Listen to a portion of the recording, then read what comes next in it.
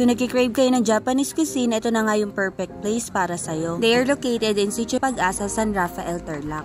Madali lang makita yung building nila dahil tabi lang to ng highway. Super dami na pagpipilian dito kaya naman talaga nakaka-excite pumasok sa loob at matry ang pagkain nila. Additional stand for it.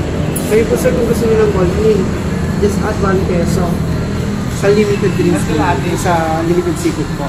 Tapos naman po sa drinks po, dahil wala po kami service water, meron po kami ng alak na alcohol drinks sa 49 pesos.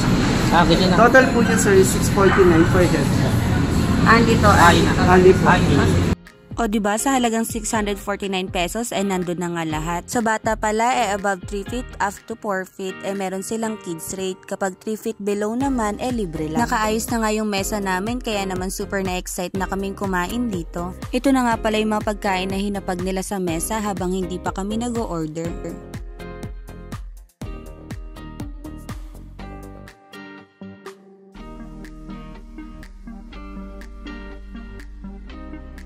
O diba ang bongga from side dish, grilling hanggang sa seafood halos nandito na nga lahat.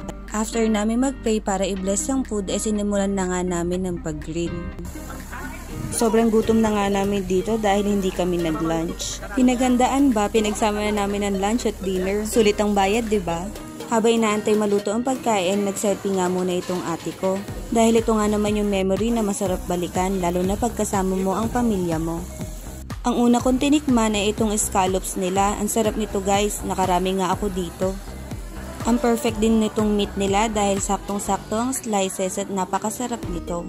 Ganon din naman ang sushi nila, kaya kung sushi lover ka panigurado makakarami ka rin nito. Super grill nga sila dito sa kabilang mesa, syempre ganon din naman kami sa table namin. Nakakatuwa nga dahil nagustuhan din ng anak ko yung mga pagkain dito kaya hindi lang naman adults ang enjoy. Habang busy ang lahat lumapit na nga itong crew sa amin para ituro sa amin kung paano mag-order. I-scan mo lang yung QR code at ibibigay nila sa iyo yung password ng Wi-Fi para naman makapag-order ka sa kanila. Ito nga pala itsura ng application, user-friendly siya kaya hindi ka naman mahihirapan mag-order. If you're having trouble using the application hindi ka naman agad iwanan ng crew nila. Sisiguraduhin muna nila na alam mo yung process bago ka nila iwan. O diba mas madali ang process, hindi mo na kailangan tumawag ng waiter o maghintay para lang maka-order ka.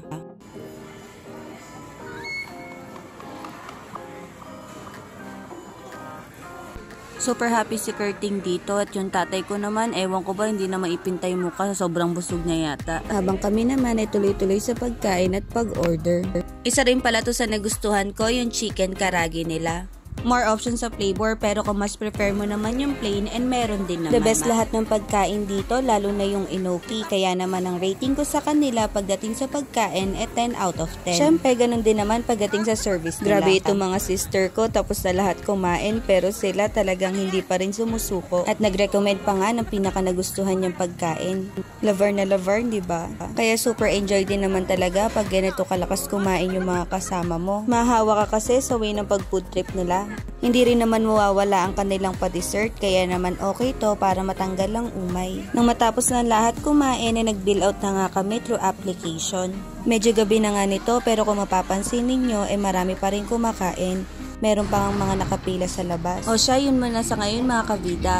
If you watch this video, ito na nga yung sign para matry mo rin dito. O siya yun muna sa ngayon guys. Thanks for watching.